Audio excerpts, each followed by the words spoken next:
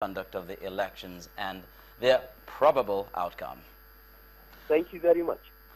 That was the governorship candidate of the All Progressives Congress in Kaduna State, Malam El-Rufai, and well, he spoke quite confidently about the chances of General Buhari at winning the polls, but then of course there also remains that factor of challenging the results where they do not favor his party. I mean, we heard earlier on this program the spokesperson for the PDP, Chief Fani Kayode, speaking as confidently. Yes. And so I guess, you know... Malam El-Rufai's success is going by the figures returned by the party agents. Yes, and I heard Chief Fani Kayode say the same exact thing. That So he's what also is got a going on? situation room. So are we saying that the figures returned by the different parties are different? We are saying we're dealing with politicians, I think. Indeed, How their references were similar. Malam El-Rufai talked about their own situation room. Chief Fani Kayode talked about their own situation room and that they had the figures and all that. And indeed, he said that the other party will be shocked at the outcome of result. He was supremely confident in the way he spoke and all that. But I guess that is in the way of politicians to exhibit confidence. Chief Fani Kayode said that the result will be keenly contested. That anybody that says there's a landslide victory in this election will be lying. I'm quoting him. And I'm also quoting that he said that the other party will be shocked at the outcome of the result. I'm quoting him. Yes, I remember. You know, so I think lost. that's a little bit troubling when both parties are fully confident of their victory, because then their supporters are also listening to them and taking the cue. So that's troubling, and I wish it was possible for them to just rein in their enthusiasm and optimism at this point. And that's why we need to underscore again that the announcement of result needs to be brisk, needs to be brief. You don't elongate the process and allow partisans to make statements, you know, when supreme confidence of one party clashes with the supreme confidence of another party. What are you going to have?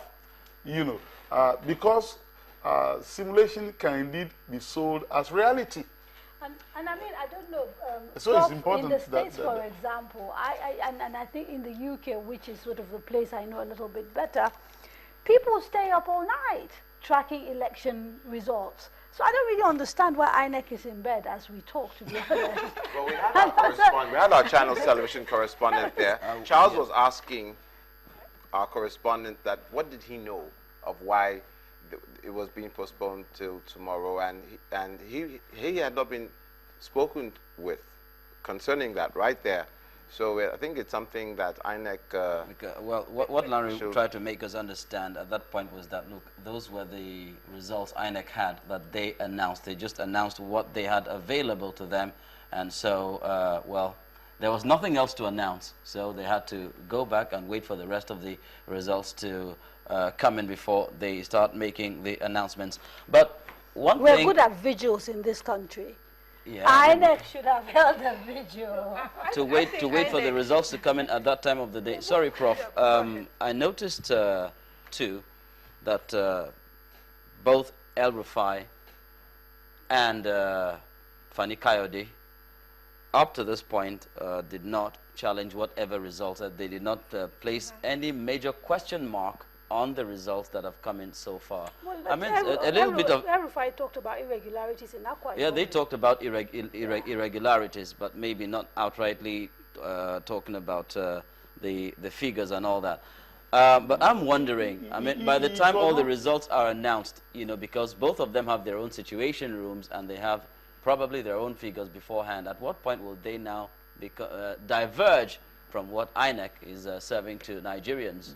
Whatever they have will be irrelevant when INEC announces the results and returns a candidate as the winner of the election. Don't forget, the INEC chairman is the chief electoral officer and the returning officer regarding the office of the president. Sorry, Barrister Ogunye, I mean, before you conclude that point, because, I mean, yes, you are addressing the question, but let's just listen to what Fani Kayode said before El-Rufai came up with his own point. Then maybe we'll have a clearer perspective about the whole confidence they are both exhibiting. Though it is undoubtedly a close race, we at the PDP Presidential Campaign Organisation are cautiously confident, and we are very optimistic of total victory despite the desperation, lies and disinformation of the APC. At the end of the day, we have no doubt that President Goodluck Jonathan and the PDP shall prevail. As we speak now, we are winning in 23 states, and we have 64%, while the APC is winning in 14 states and has 36%. These results are subject to confirmation by the Independent National Electoral Commission. However, we are certain of what we are saying because we have information from our agents in every polling unit nationwide. So we are following these results keenly, and we shall guard them. This is the real thing. This is about the destiny of our nation. This is about the welfare of our people, our future, and the future of our children's children, and we are not playing games with it. But one thing is very clear: we will not be robbed, and neither will we be denied, and our people will not be robbed of a legitimate mandate that they have given to President Goodluck Jonathan. So we await INEC's final decision on this, then we'll take it from there. That was the Director General of the PDP Presidential Election Campaign, Mr. Femi Fani Kayode. Well, he ended up by saying that we will not be robbed. Now, we shall prevail. I like that. I can draw parallels with football, where it is always before a tournament. It's always spoken of by the Football Federation of how Nigeria will conquer the opposing team, and they're supremely confident that this will happen. I wonder if it's a Nigerian thing, but it goes back to what the professor was saying, that how much of it can affect the supporters, and what Barrister was saying as well, to send signals that can fuel malcontent if the result goes in the opposite direction. Since the leaders are so confident of victory, therefore, if it goes the opposite way, what will happen amongst the supporters? Really, the point I was trying to make is that all this exhibition of confidence, given self-assurances that a party will win, at best, for pre-election campaigns. Exactly. That's why immediately after election, you proceed to announcing the result. Barrister, and so can I it ask will you, give is there a legal perspective to this, that since they're not announcing it immediately, is there a legal angle to this that can be contested? No, the Electoral Act does not even anticipate that there's going to be a time lag, considerable time lag between the conduct of election and announcement of result.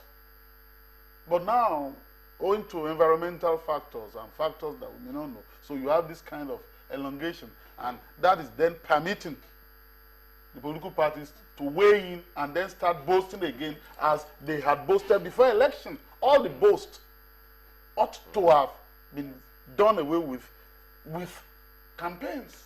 Now, in the same way that we cap the period of campaigning, is there room for us to then perhaps look at our electoral laws to say that once elections have happened and prior to results being announced, we shall not allow any politician to talk specifically about results? I'm just saying, is that something that perhaps might be a good thing? This is something that is important, because what I know is that what the Electoral Act has elaborately provided for is for conduct in campaigns, conduct, during election, Section 95 and 96 of the Electoral Act. And so conduct of political parties between the conduct of election and announcement of results, It's not covered. it's not covered. So, because it's expected that, immediately